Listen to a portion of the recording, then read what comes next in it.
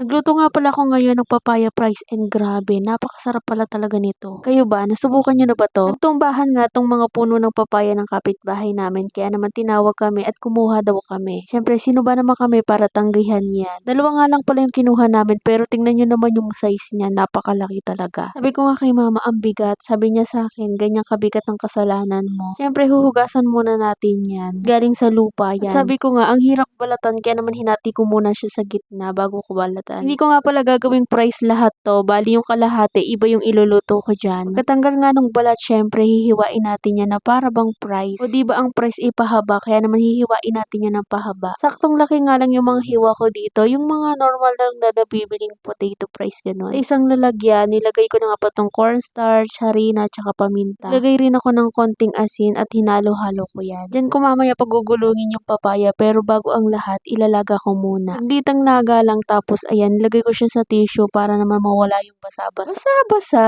Ayan, okay na nga pala yung papaya kaya naman ilalagay na natin dito yan. Haluing maigi para naman makoat natin ng todo yung papaya pero mas okay kung kakamayin na lang. Ikaw na tayo gumawa, ikaw nakaisip eh. Saka ikaw naman yung nagluluto. Ayan po, nakoat ko na lahat. Nakapagsalang na rin pala ako dito tapos ganyan dapat ang itsura niyan ha, medyo brown-brown na. Siyempre be, para naman lutong-luto no. Naman kung kakainin natin ng hilaw yan. Yan, tapos na, naluto ko na lahat, lalagyan ko na pala siya ng cheese powder. May kayo na mag-isip ko anong gusto yung sausawan. Ako kasi ketchup lang. Diba naman sausawan ako pa mag-iisip, diba? Itsura pa lang niya nakakatakam na. At ayan na nga, nilantakan na. Sunod-sunod nga yung pagsubo ko dito kasi naman, ang sarap pala talaga nito. Akala ko eme-eme lang. Sarap siya talaga, promise. Sabi nga ni mama, ang sarap daw, hindi daw lasang papaya. Kalain mo yon, masarap. E di paano yan, hahanap ka lagi ng papaya para magluto ng ganito. Hindi ko naman talaga idea tong papaya fries na to. Takam lang talaga ako dun sa nagluto ng ganito. Sabi niya masarap daw talaga. Sabi ko, susubukan ko rin kung totoo nga bang masarap talaga. Yan naman kung marami kayong papaya dyan sa inyo, subukan nyo na rin to. Yun lang, salamat sa panonood. Bukas ulit.